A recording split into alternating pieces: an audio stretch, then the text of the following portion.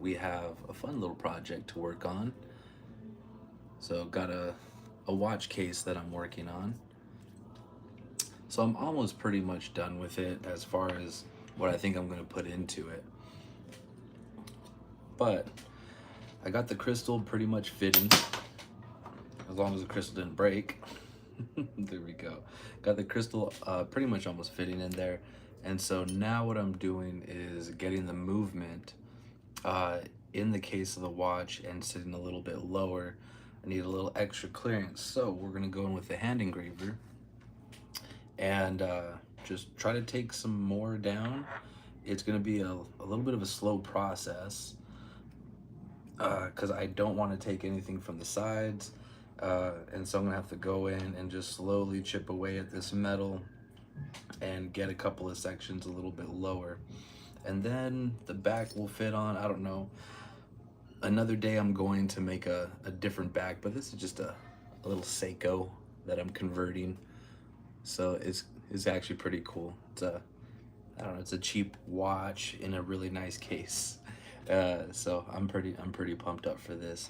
I never really get time to work on stuff, and then there's this other watch case that I gotta put a little extra time into.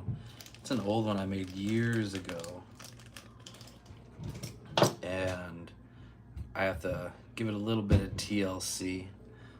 So we have a sterling silver case and a sterling silver back to it. Got my little logo on there. Got a little P, 925, and supposed to be able to put it together. I forgot what I did to it because I was readjusting it, but it's a replica of a Joe Camel watch, and my buddy gave it to me years ago. And the cool part about this one, you can't find Joe Camel anywhere. Oh shoot, that hand is falling off. Ooh shoot. I'm glad I checked that out. But it's a Joe Camel watch, and this was the case, just a cheap case that came with it, just base metal. And the thing that I did with this though, back when I used to work on watches, I converted it to an 18 jewel self-lined movement. I believe 18 jewels. Was it 21? No, 17 jewels. A 17 jewels hand wind. So this is probably the only one in the world that you'll find. But yeah, super old. And then you just put the Joe Camel into the case. And this was pretty much my daily wear for a long, long time. Kind of funny. Kind of funny. But yeah, that was when I first started jewelry for the most part. Not necessarily. I forget exactly when I made it. But let me get this out and we'll work on the Seiko. I'm still looking for a different watch. It won't go into this case because I don't want to fabricate something that'll fit into there. But I'm looking for a super cheap Timex, or something along those lines. Where did the back go? Oh, here it is. Oh, let me grab that hand before I forget. But I'm looking for a super cheap Timex, or if I can find a decent, oh, I gotta take that out. I'm not gonna put the hand on yet.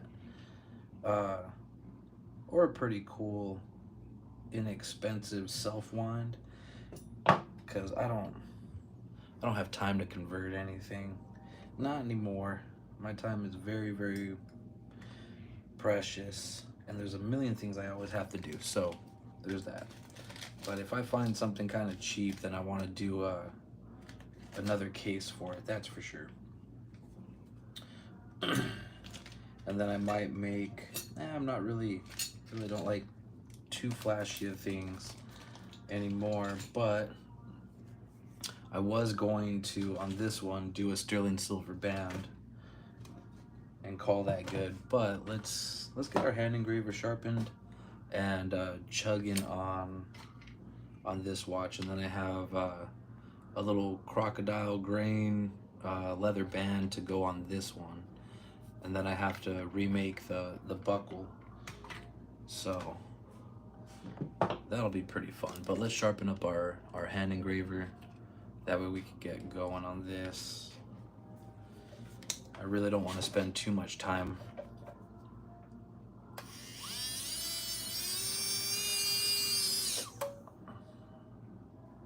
All right. And this is where it comes in handy that if you can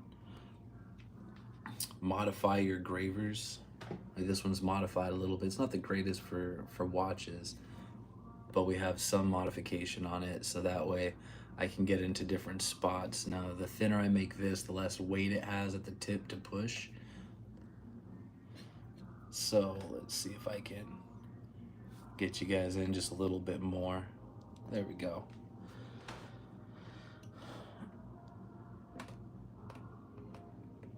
And all I'm doing is just taking a little bit of metal at a time.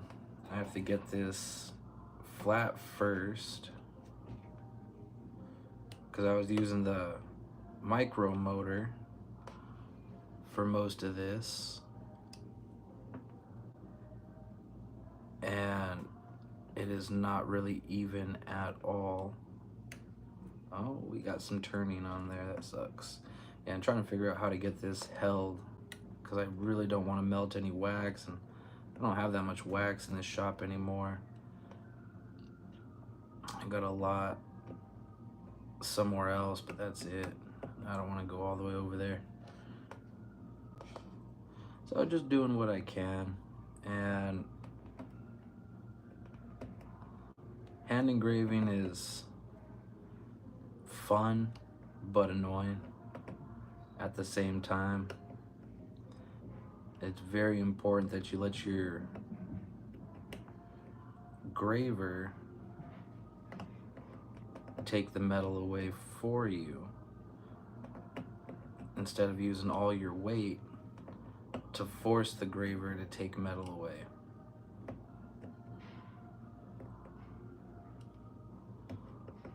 But slow and steady is usually the best. And it's good to always check your graver, make sure it's sharp.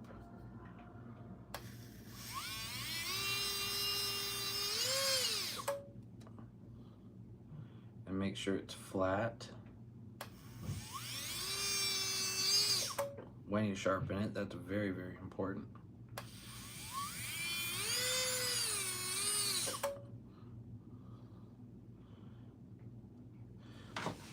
All right. And all I'm doing is looking at this rim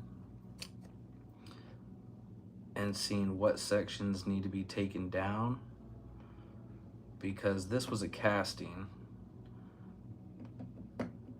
I just grabbed the case, I made a sand casting of it. That's the crap part about sand casting. Sand castings, they suck when doing fine jewelry work. If you're just doing regular jewelry, or you're just like a hobbyist, I see a lot of jewelers that are just pretty much hobbyists doing sand casting. But when you get into the fine jewelry, it is really not good. But it's good for artistic projects or designs. You have a whole lot of fun with that. But when you're going for perfection, you're just causing yourself a whole lot of stress for no reason. And I guess that's where the money comes in, right? Is when you do lost wax casting, you get a way better product if you have access to that equipment. For what I do right now, I don't have access to that. And I sure as heck am not paying someone to do it for me when I know how to do it and I got all the equipment. So, but at least for me, the skills and abilities that I've learned throughout being a goldsmith allow me to get a lot of things done with minimal equipment. But it's taken a long time to learn. But it's very, very valuable. So I'm glad that I learned the hard way when I was starting out, because then I could get a lot of things done without much equipment. The jewelry that was around for a long, long time. Now it depends on where you sit biblically, actually, but I believe that there was technology back in the day similar to what we have now. Might have been a little bit different, but I trained myself to work just by candlelight for the most part. So that way, if the power ever did go out, then I can still work on jewelry and get things done and try to make a living. And that's always the fun part. It's always the fun part. Because tools just make the job easier if you have the skills already. But if you don't have the skills, then it doesn't matter what tool you have. You're not going to be able to get the job done. Jewelry repair is a lot of problem solving, and sometimes problem solving, or yeah, I wouldn't say all the time, but a good portion of it is problem solving on the fly. Okay.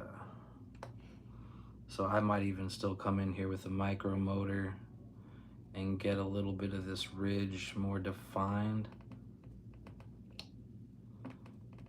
because I think the ridge part is probably keeping the face of it, the movement, held high.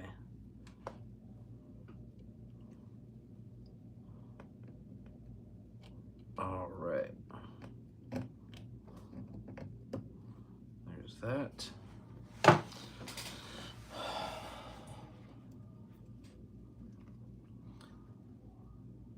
All right, there's that. Make sure some of these burrs are off.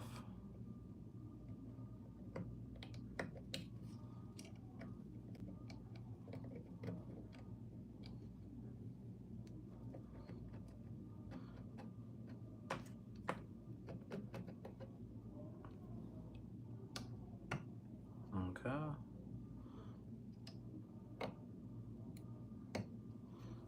And that's there.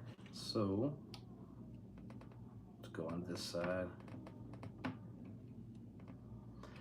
that's the problem with these bumpers. Why heating it up on some wax would actually be 1,000 times better and easier. So it'll stop your graver from going.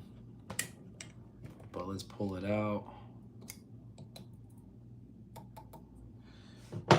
And let's see what's going on.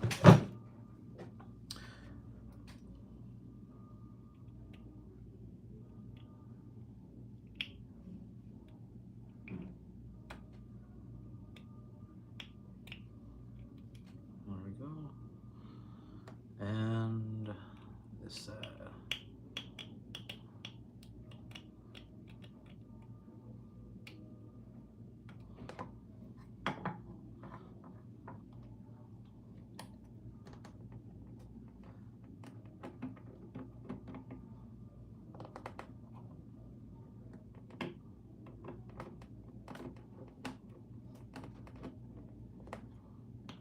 All right. Sometimes just holding it with your fingers is a whole lot better. A lot more dangerous, but easier sometimes. You're able to get nice fluid movement and motions.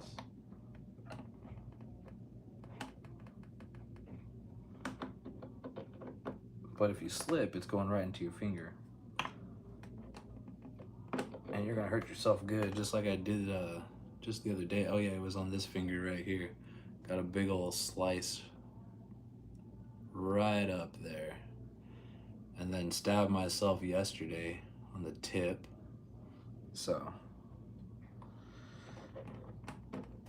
it's part of the game. When work has to get done, it's got to get done quick.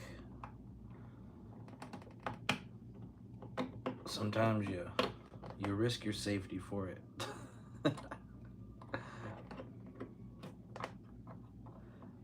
For the most part, you shouldn't be hurting yourself, but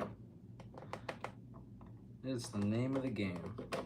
Some weeks you just have bad weeks where everything wants to go through your finger, where you get burned. It's all good though.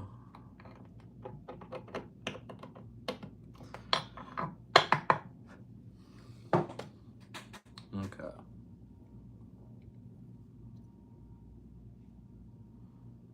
That should be pretty decent. So I did buy a new little drill bit to help me out with this project of mine, which might help out a little bit now that I got that groove defined. So this burr is just a cone burr. It's not completely straight. It does have a little bit of a taper to it. So that's what I'm working with, but we're gonna go on the inside of the, let's see if I can show you, inside of the case right here and define that edge all the way around so I could set the movement, this movement in there, and have it nice and flush.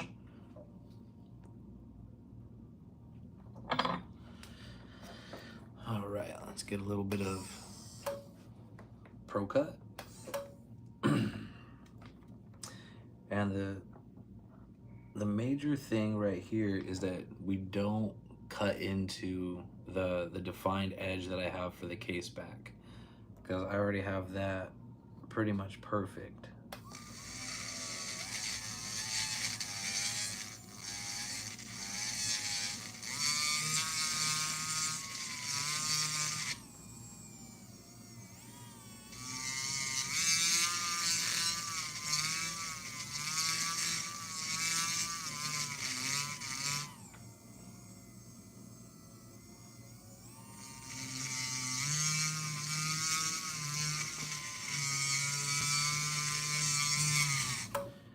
And I'm also using the burr to take down some of the metal that's thick on the rim. The ring that separates the movement and the crystal.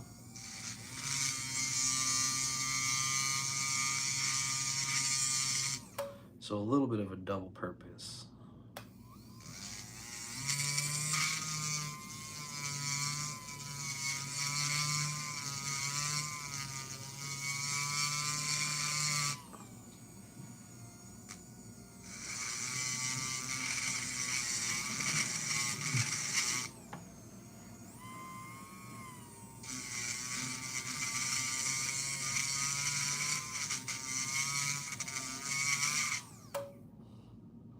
We're making great progress with this, actually.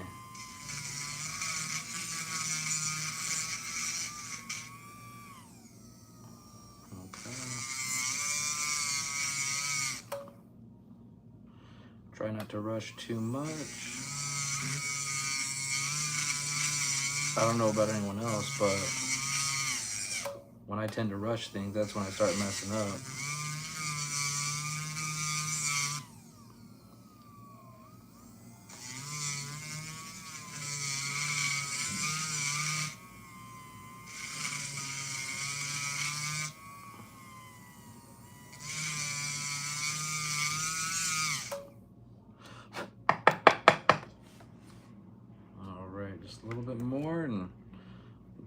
test fit again.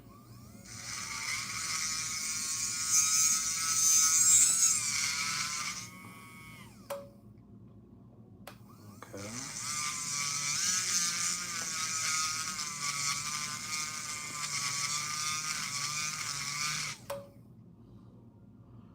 There we go. Let me get some of these burrs out.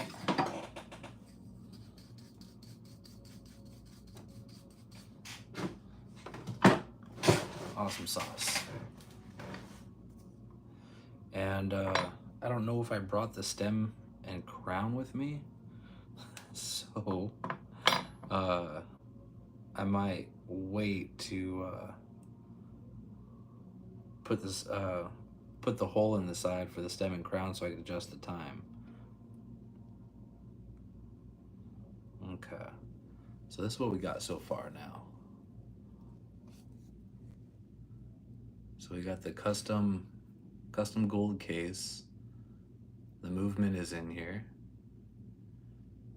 And I think I have to take down just a little bit from the side to get this drop down just a little bit further. We'll see. It's still a little thick on some portions. But then we could put the crystal on.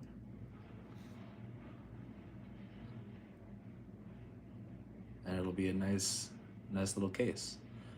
I think it actually matches pretty good, the silver and the gold. All right. Oh, you know what? Let me check the back, because I'm not doing a gold back yet. I'm just going to use the steel one that came with it.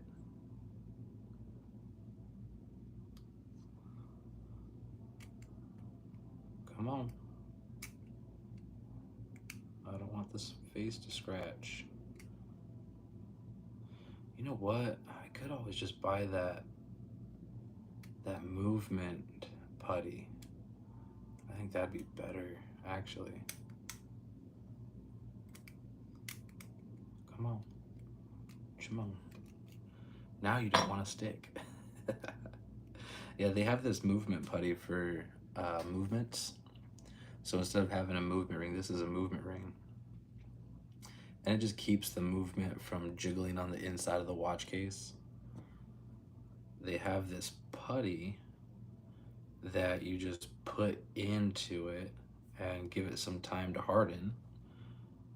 And you have a custom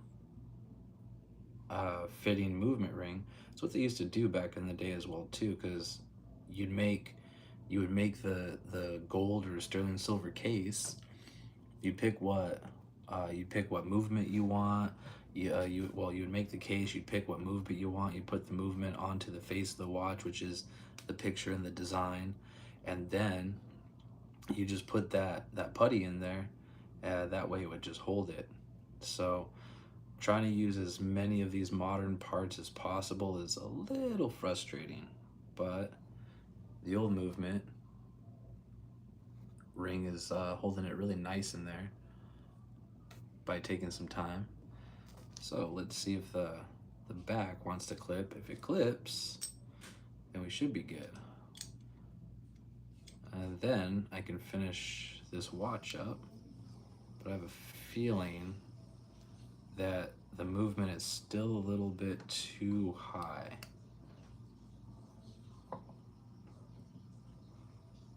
There's that. Let's see. Yeah, so I still have to take it down just a little bit. And this is why it's a patience game.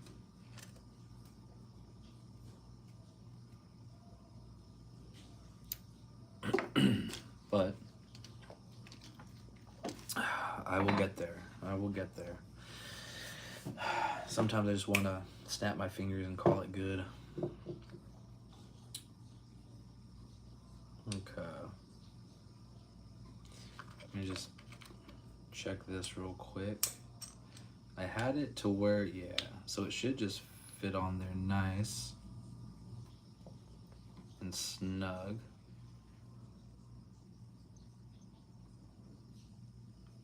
Nice and snug. There we go. But with the movement in there, it doesn't want to. Now I could grind down the little nubs because I believe that's taking up the space on it. Decisions need to be made. I don't know. Let's go and grind just a little bit more, and then go from there.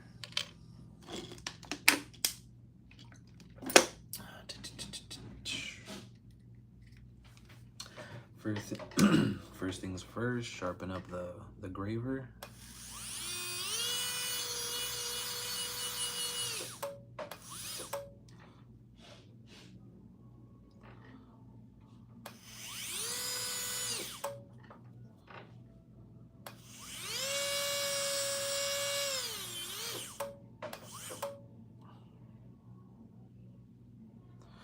Nice and sharp. To check to see if a graver is sharp, all you do is put it onto your nail, and if it slips, it's not sharp. If it sticks, it's nice and sharp, and then you're gonna feel little bumps there from every time it cut into your cuticle, the nail. So that's always fun. All right, you know what?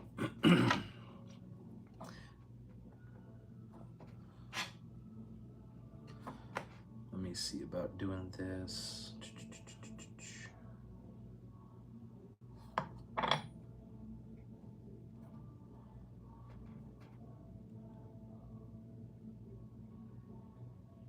Don't want that much.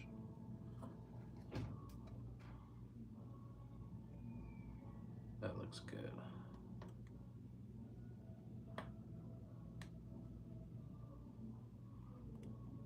All right, I'm just marking a little bit to see if I can get it down just slightly more. It doesn't need to come down much. There's a couple of parts that are a little thick on here, but for the most part it's good. And the only way to do this is by hand. So let me see here real quick if I'm gonna do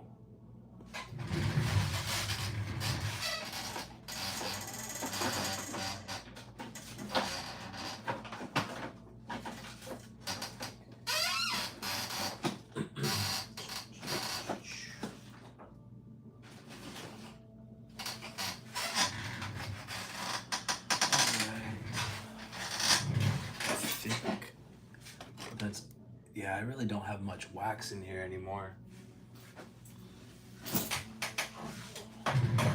So I have a little bit, one for Cuban chains. And then I got, let's see, I don't know if that's enough to hold this bad boy. It's really not much.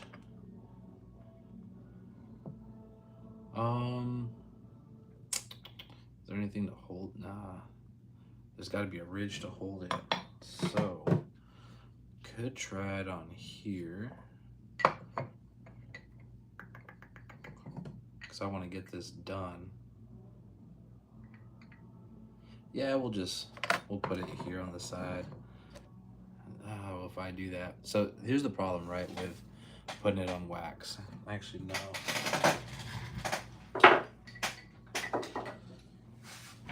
With the particular wax that I have to heat it up with a flame and with a torch. So that means if I do that, the case is going to get burnt, and I'm going to have to sand and then repolish the case. Now the case is not completely polished and finished yet. I always leave a little bit of room so that way for the final polish, because polishing takes metal away. So for the final polish, I'll be able to touch it up a whole lot better and get a lot of these imperfections out. Now with sand casting, it's almost impossible to get it completely perfect. But for what it is, I think it's going to be good. for what I would expect. So I don't want to do any fire on it, because then all these things that I've already been cleaning are going to need more work and more work on it. So let's just go. I'm trying to think of a way to, you know what, I am impatient though. When it comes to my stuff, I am impatient. So what I think I'm going to do, let's see, those are heartburns, these are heartburns too, right? I might come in with a ball burr.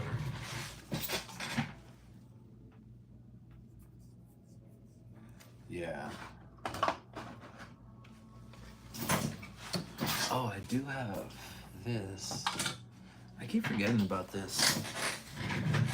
These are all, see, now these ones are rubber. Ooh, I should clean this off. I never use this one. Those are large. Let me go with the short ones.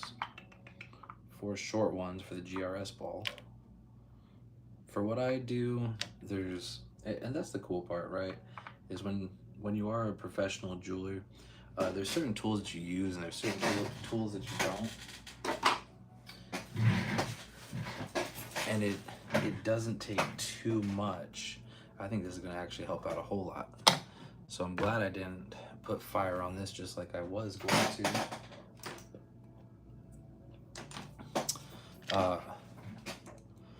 Let's see, how am I going to hold this? I think I'm going to go, yeah. We'll just do those.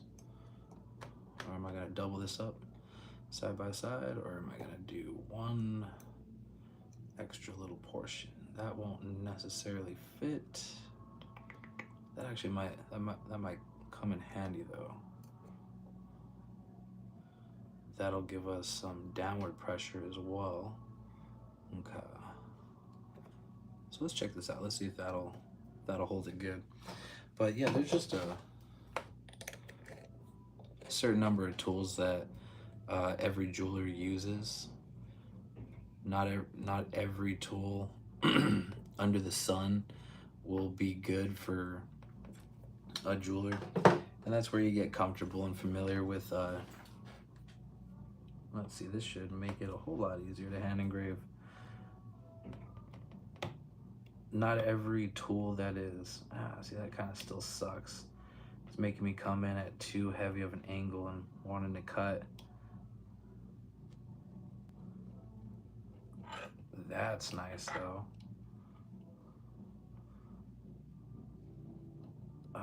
Too heavy an angle, but that's good. Oh, that's real nice. See, it's just about being able to hold the piece nice and sturdy when pulling metal away. But not every tool you need, because that's a problem with a whole lot of jewelers, myself as well. Anytime you go to the jewelry supply company or you look through the catalogs, you see different tools and say, oh, that's awesome, I need that, I need this, I need that. And in the reality, at least when you're doing repairs, when you're doing custom stuff, it's a little bit different, but it's a different set of tools for that too. And then the ones that you like and the ones that you're familiar with, that plays a part. But you just need a couple of good pliers, some chain nose pliers, needle nose pliers, double rounds, maybe a super small double round, and let's see here. And then what really helps, especially for ring sizing, is dang, come on, it's too steep of an angle. There we go, got it. But is a half round, half flat. This one works really, really good when you're sizing rings, just to be able to bend that metal over quickly. And then that way you get your ring soldered sand it and polish and then just send it out to the customer. I don't really cover my pliers with nylon or anything of the sort. I just try not to put as many marks on there as possible, but marks are part of the job, so I just calculate for it, because there's always going to be a final sanding and polish, and that's going to remove a little bit of metal. So as long as you're not super crazy with your pliers, you won't really put too many marks on there. One thing I'm not good about, which I would recommend, is keep your pliers polished. So if you do polish them, you know, it won't leave as many marks, that's for sure. I might have to turn this case around though. We're taking a lot of metal off. I just wish that this was a little bit wider, so that way I can get a couple of sections. So we have a whole lot of different gravers that we can use. And I might use this square one because it's got a lot of weight around it. Make sure it's on a nice corner. There we go. That's 90. The only thing is I don't want it to take any away from the ridge.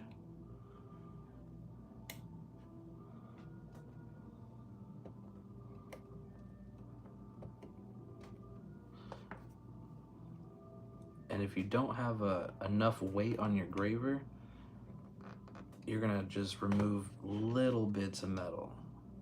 Just little bits of metal. If you have a nice heavy graver, then you'll be able to remove more metal. So it's just it's a fine game. It depends on what you're trying to do. Now I need to make sure that there's a nice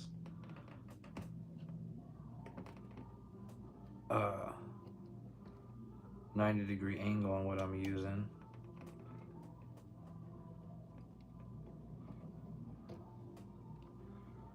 All right, that should be pretty decent.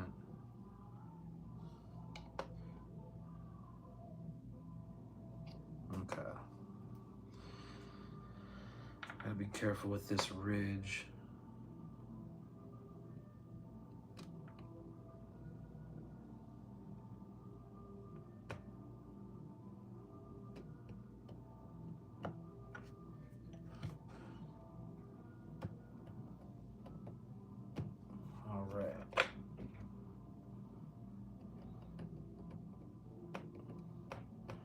Slow and steady. Slow and steady when doing fine detail work.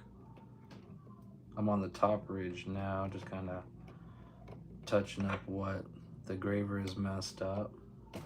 Ah, there was a little slip right there.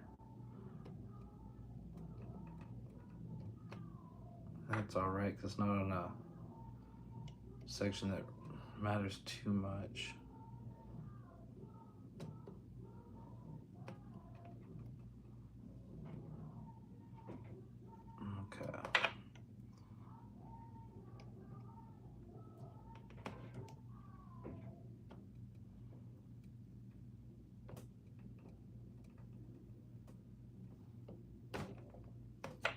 There we go.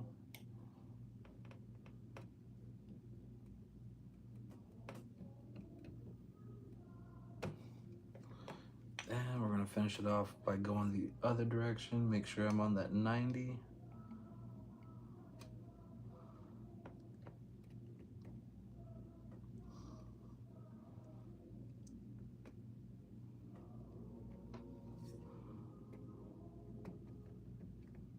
There we go. Sweet.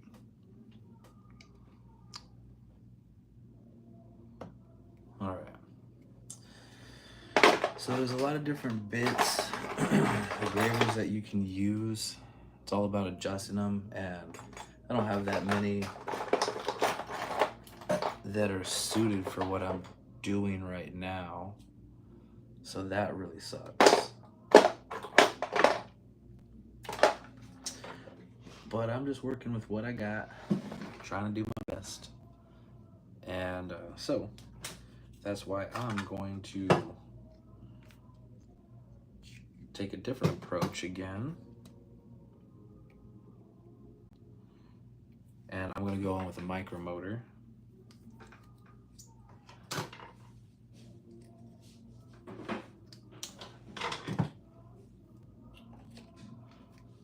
All right.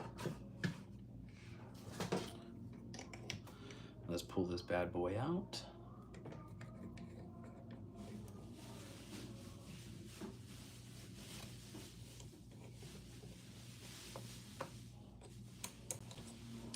Let's do it this way.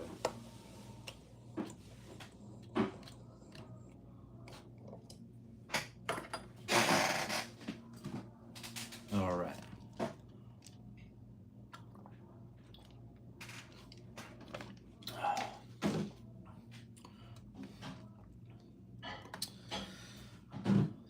So let's take a little bit more out.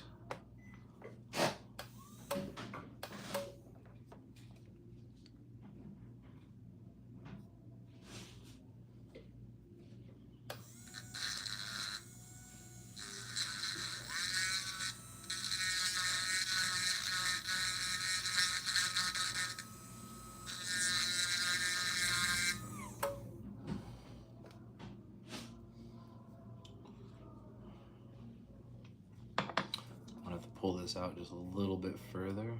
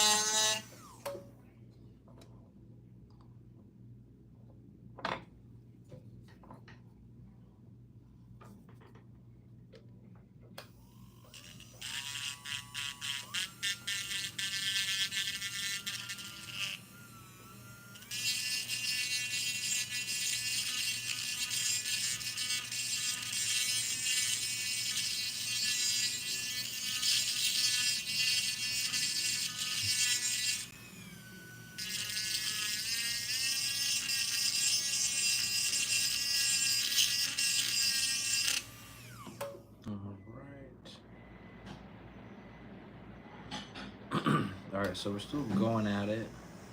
Need a little bit more wax. Oh wow, it's already been 43 minutes.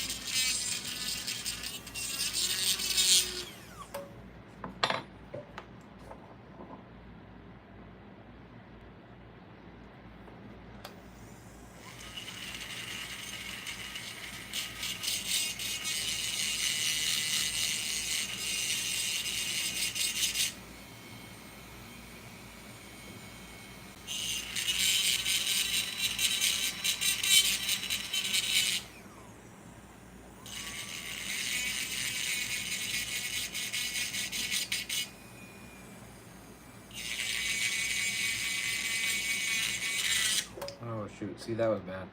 That's what happens when you rush. That's alright though.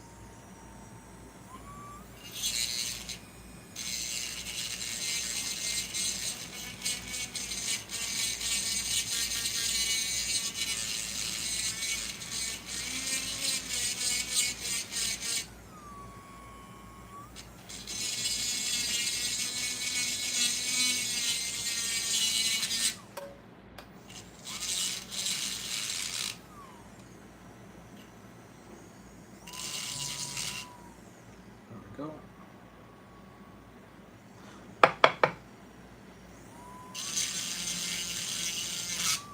Come on. I keep slipping.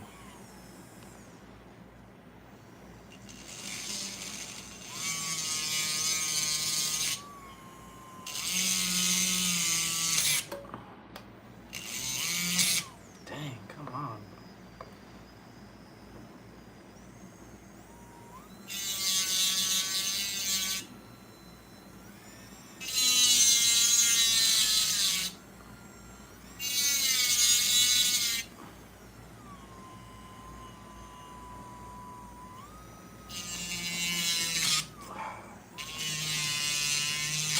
This stupid. Alright, there's a little pit that keeps causing me to slip.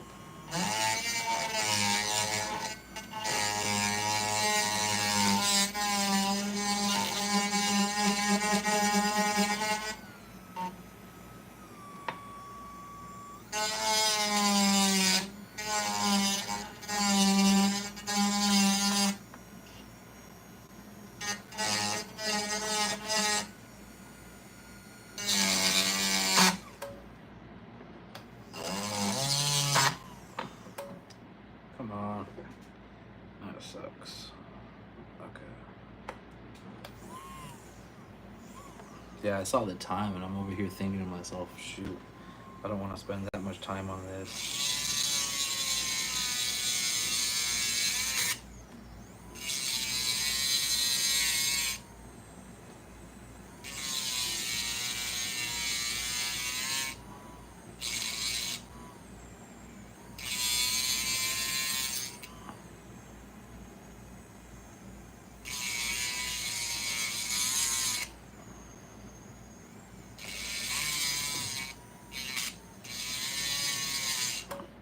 Alright, let's go just a little bit bigger and take care of that ridge. And it should be actually pretty solid now. Just slightly bit bigger.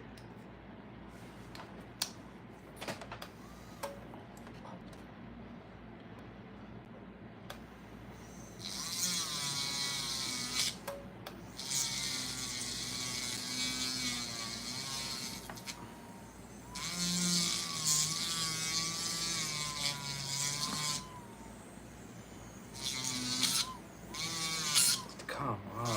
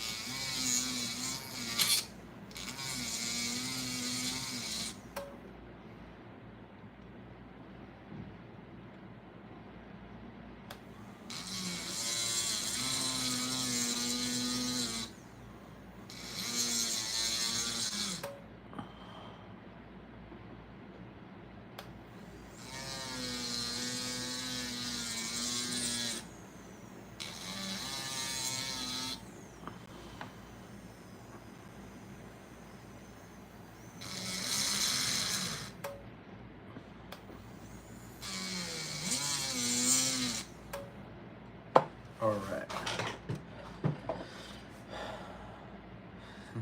It's not too bad. Alright. That's good. Cool. Still sharp. That'll help.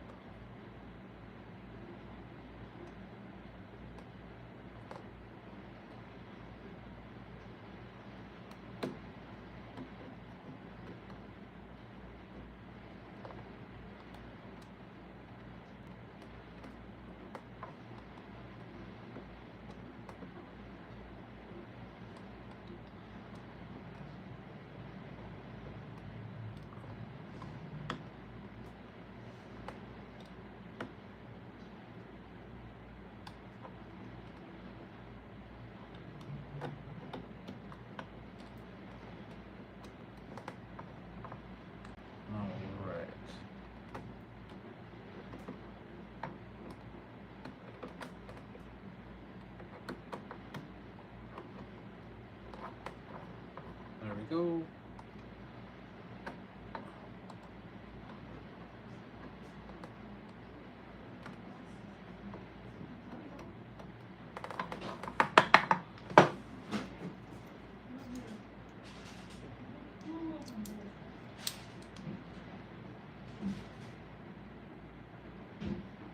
Perfect. That should glue in nice.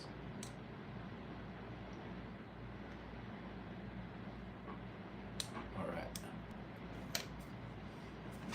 We'll steam this.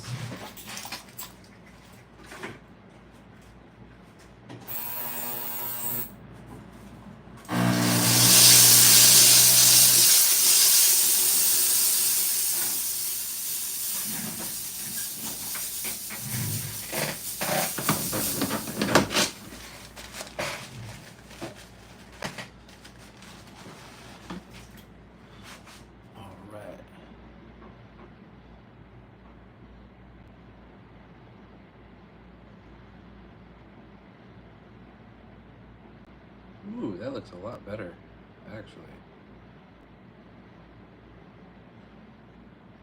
That's a lot better.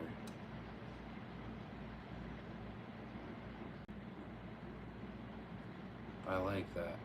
I like that. All right, now let's test the back.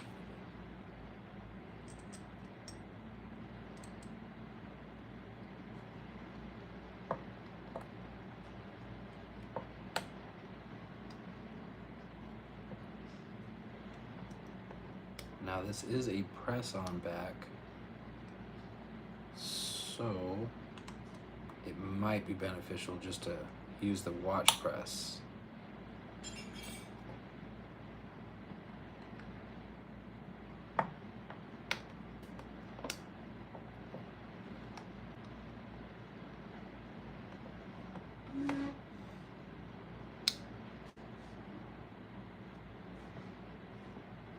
Okay. Still not fitting like I need it to.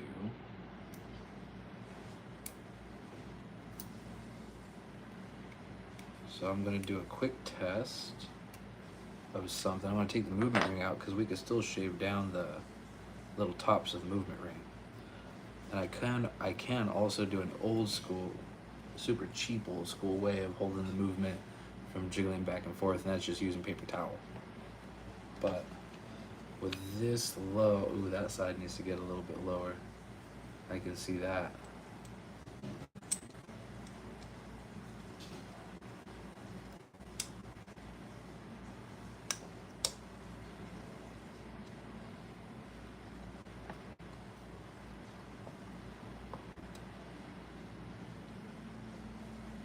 Yeah, because that fits nice and good. So the back does fit with the movement, so it's the movement ring causing the issue. So you do want pressure to push it up, and the movement ring keeps it centered, so that way it's not just shifted. So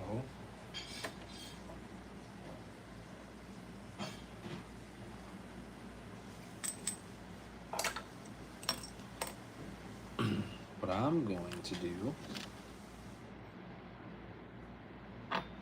is take this barrier down just a little bit.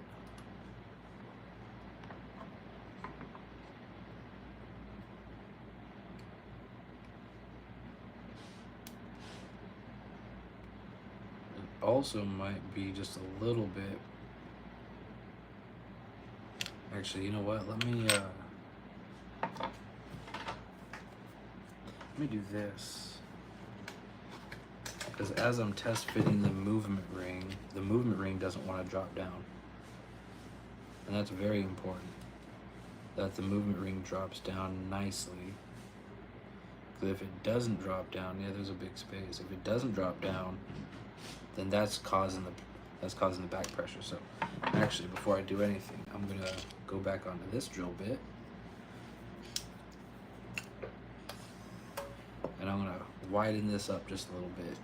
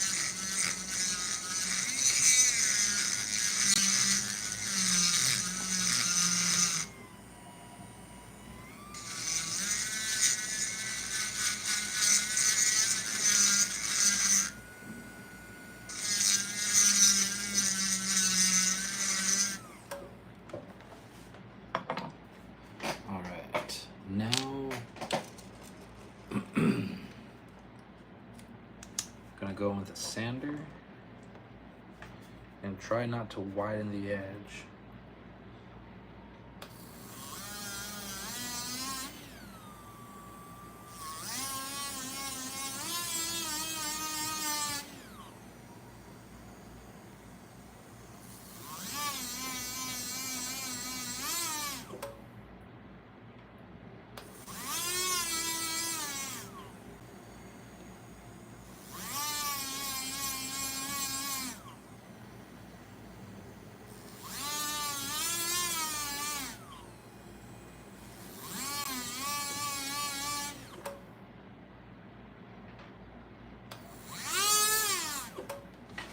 All right, now let's check this movement ring again.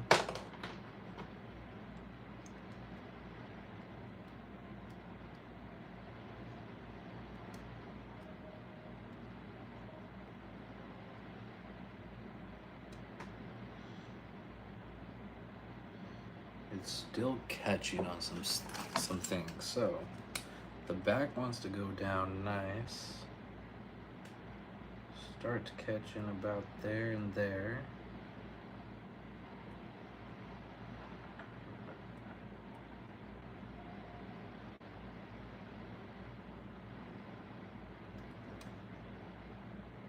Okay. So mark just a couple of different places that I can take material out of. So let's remove a little bit more material.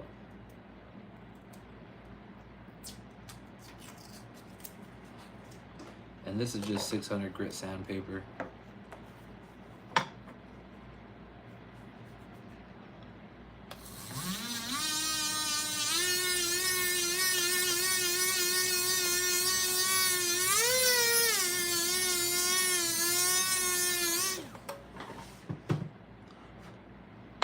All right. Let's try that again.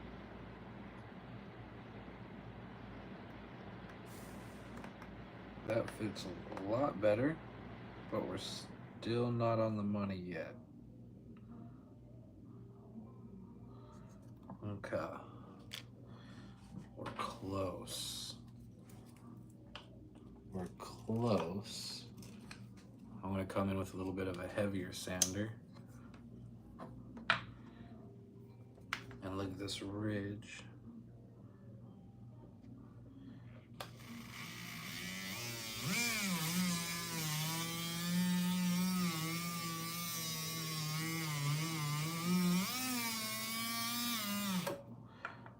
Nice and straight.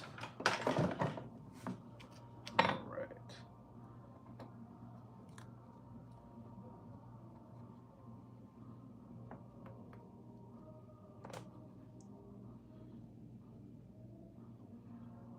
Okay, let's go around just a little bit more. Now this is very important since this is a thicker sander that we go in nice and straight.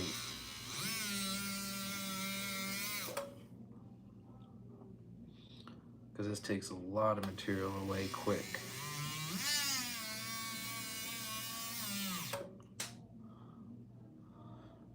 But this is going to help 1,000 times more.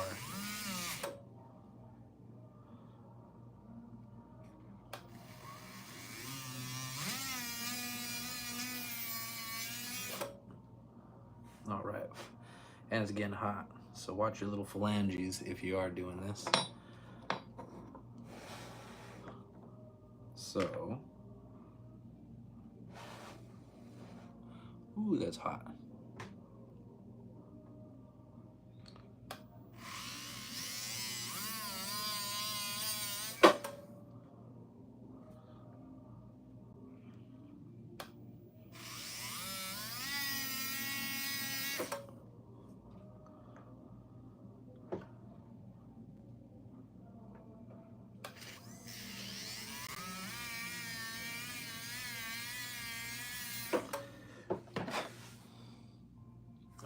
Section.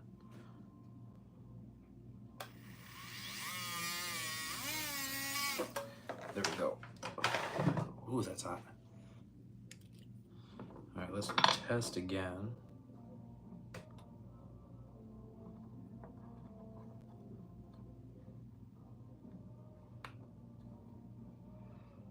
Okay, so this side's fitting down, this side is not. We're catching up.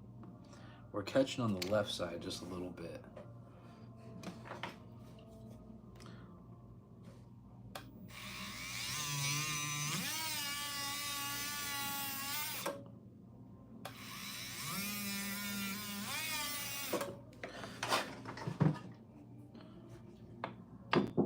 Oh, it's open. Come in. Hey Phil, can you What you need? I need to adjust the time on this Casio G-Shock. Oh, G-Shock. Yeah. You got it. I don't know how to do the time adjustment on it. Yeah, you gotta open it up and. Oh, you gotta open it up? Yeah. So this the hands are set with the digital. Mm-hmm. So you have to set the digital, and then the hands will sync up to the digital. So you gotta take it apart and take the battery out, reset it. Oh man. Yeah, they're a pain in the butt. This is why I got out of watches. I hate watches. Except for the old school ones. The old school ones are cool. Man, old school ones are the best. Automatic, mechanical watches. Amen. That's the way to go. Oh, I know.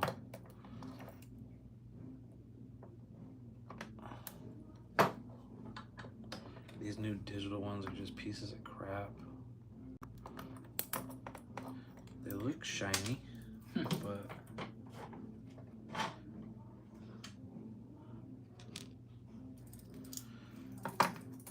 oh,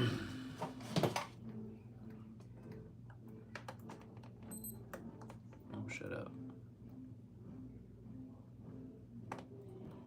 Oh, is this one of those? No, it's spring bar.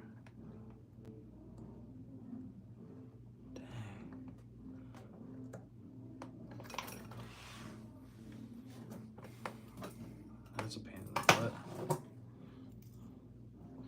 Alright, I should be able to just do it from one side.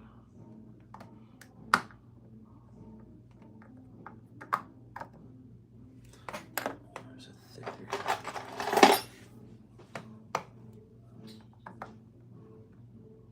And that one is stripped.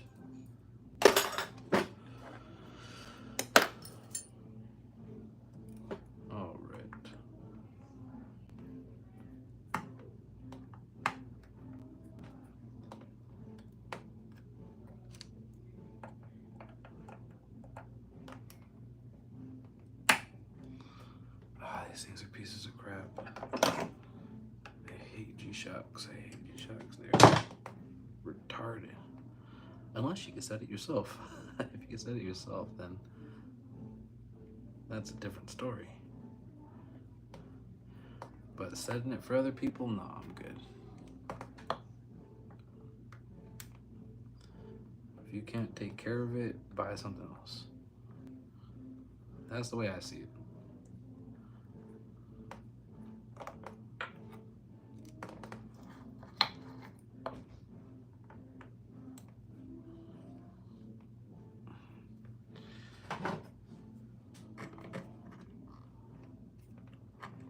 All right, last screw to come out.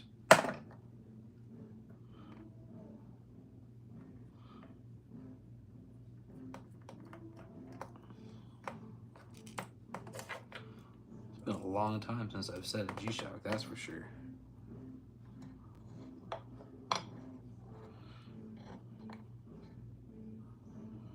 And there's the membrane. And this is a double.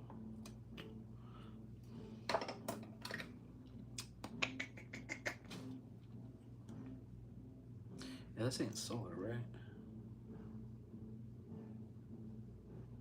No, okay.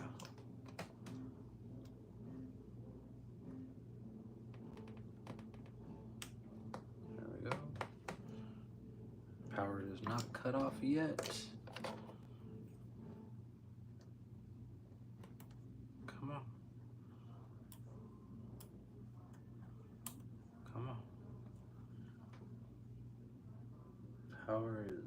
not cut off yet. Still. Come on. Come on.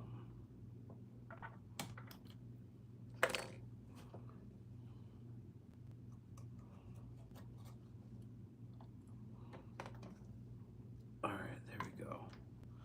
And where's the AC? AC is right there, and there's the negative. All right.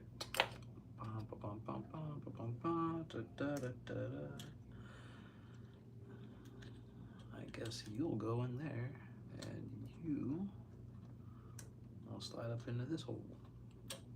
There we go.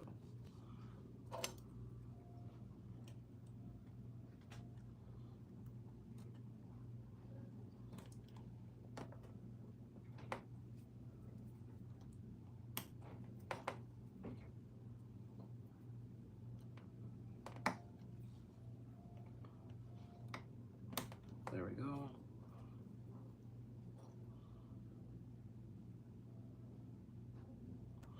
All right, it is AC now, sub. Don't lose the spring in the back. It's going to be, nope, not adjust. Mode. Son of a biscuit. All right, let's get you back out.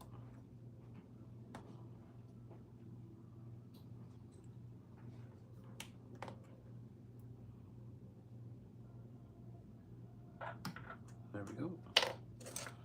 And time to remove the batteries once again.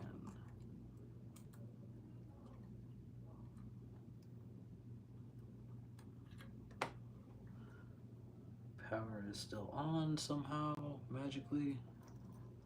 These things will never die. That's crazy. It has no batteries, and it's still on. There we go, now it died. Must have just been running off of the capacitor. It's crazy.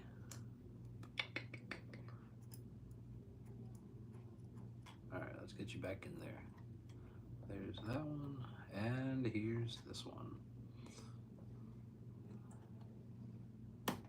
There we go. There we go.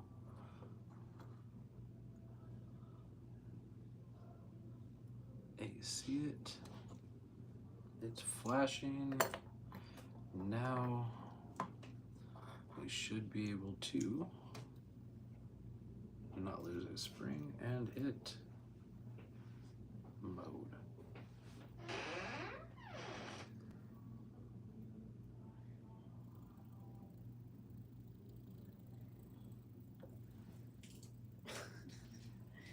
Was that complicated?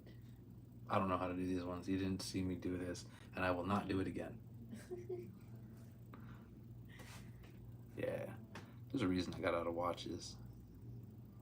They're stupid. They're just getting more They're getting more complicated for no reason. Right. They're supposed to make it like simple, not complicated. Yeah. Yeah, they've been doing it. There was one watch that they used to make. It was a Longines. That was interesting. I don't know how, but it was a 25-year long life Longines. Macy's used to sell it. 25 years, long time. You never had to replace a battery. They had some, and it was not EcoDrive. And how did they do the 25-year battery? I have no idea. And it actually worked 25 years? Guaranteed. Really? Guaranteed, yeah. And Macy was selling them for $300 when they were going out of business. Yeah, it was crazy. Really? Yes, ma'am. Longines for $300. And 25. Look up Longines 25-year long life. Oh wow. They're really cool. You coming down with a cold? No, my allergies. I got allergy pills right there if you need. I know, I'm trying to avoid them. After that, it don't work. Yeah. Tea. Feel free to grab more tea. Yeah, after food. All right. There's that. And which way does the logo go? Oh, G-Shock. There we go.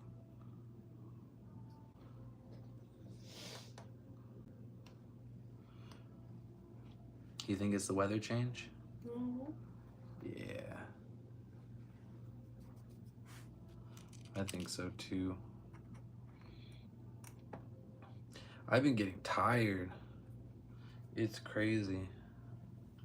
I woke up at, I want to say 3:30 this morning. Got a lot of stuff done, and I was gonna be here around 10:30. I sat on my couch and just Hey, just is your wife still working or what happened? yeah. She started working? Yeah, she's working over in Leander actually. Oh wow. Yeah, so Okay. a little Yeah. pharmacy over there. Pharmacy. Yes, ma'am. Yeah. That's what it's going for. All right, we're almost done with the G-Shock, and then I go back on my watch.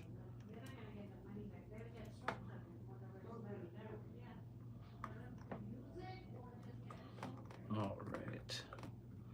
At least this customer is taken care of. They'll be happy. And now I'm happy. I always complain about G-Shocks when I'm working on G-Shocks. But when I'm done working on G-Shocks, then I just think that the customer's happy. And that makes me happy. This one's dead. I did all that I could to it, but it just won't turn on. It's not turning on? No. I'm just joking. It's good. Like we gotta figure something out now. I don't. I'm not on the clock. Pay me and I'll work something. I'll work something out. But yeah, now we're good. We're good. Customer will be happy. We'll be happy that the customer is happy. All right.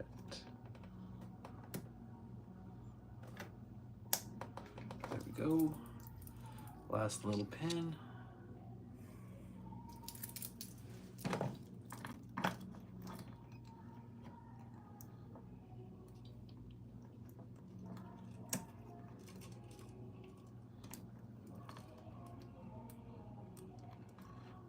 All right.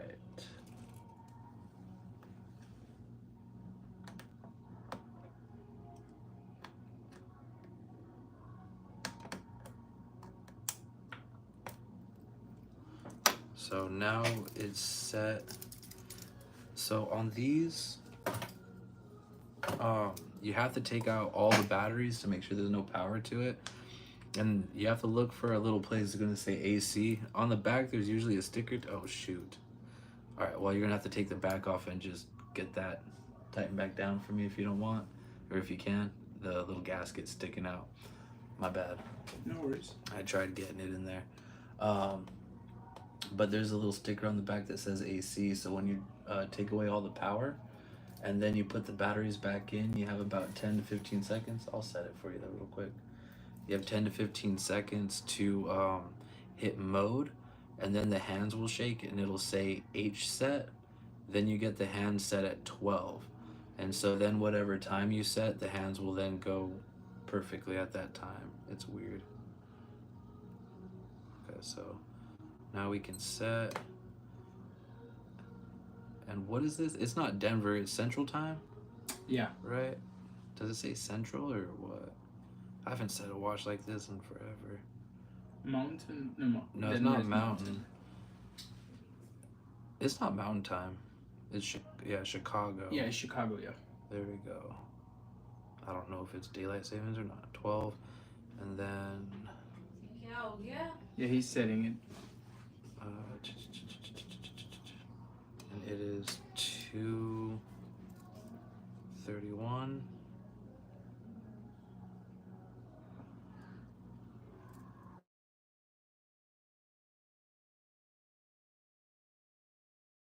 Ooh, I gotta end the